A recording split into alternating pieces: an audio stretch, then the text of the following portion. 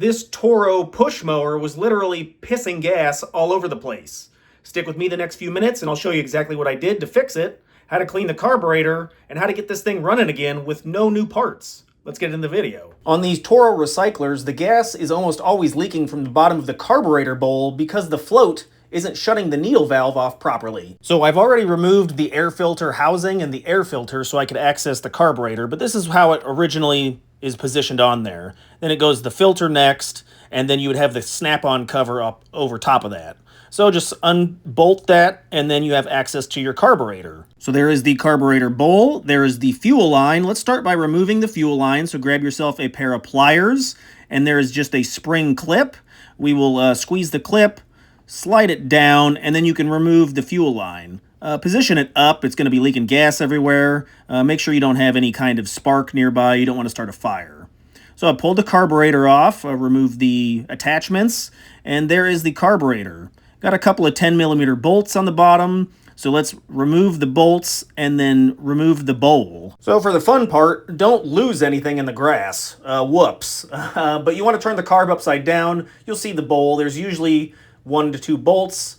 Remove those and the bowl will drop off. Once you open it up, the float is the white part and the needle seat looks like a copper pin with a spring. So if your float is stuck or there's gunk on the needle seat, the float can't rise and shut off the fuel. That's why it's leaking. So just to recap, you fill up the gas tank through the cap. Gravity then feeds fuel into the bowl. As the bowl fills up, it will push this float up, then shutting off the flow of fuel. So let's start by cleaning it up. I'll take it over to the picnic table. Let's spray everything down with carb cleaner. The bowl, the float, the needle, where the needle sits, all the little passages. You can use a soft brush like an old toothbrush to kind of clean things up. Make sure you blow everything out with compressed air if you have it. I'm just going to put my lips on it and blow. Just make sure you don't suck any gas in. And then where I'm blowing is where the fuel line connects.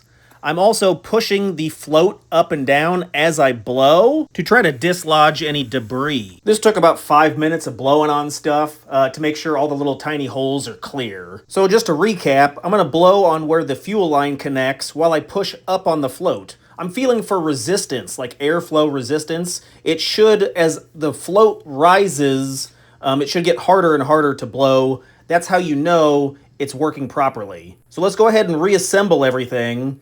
And then make sure you don't forget that gasket. If you're having trouble remembering how to reassemble everything, take pictures or videos as you're taking it apart. That's one reason why I do the YouTube videos, is for myself. But you want to make sure that you reassemble everything exactly the way it came apart. So let's go over a few pro tips so this doesn't happen again. Make sure you don't leave gas in the mower over the winter.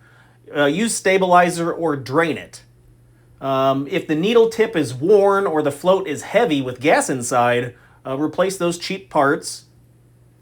Make sure you always clean the bowl and the passages thoroughly. If you're only half cleaning stuff, this is why you may still have leaks. If your mower still leaks after this, clean it again. But if the needle seat itself is damaged, you'll need a rebuilt kit. But 90% of the time, a good cleaning fixes this. If this was helpful, hit that like button. A subscribe is always appreciated. Check out the Amazon links down in the description for some carb cleaner. If you have any questions or comments, put those below. Thanks.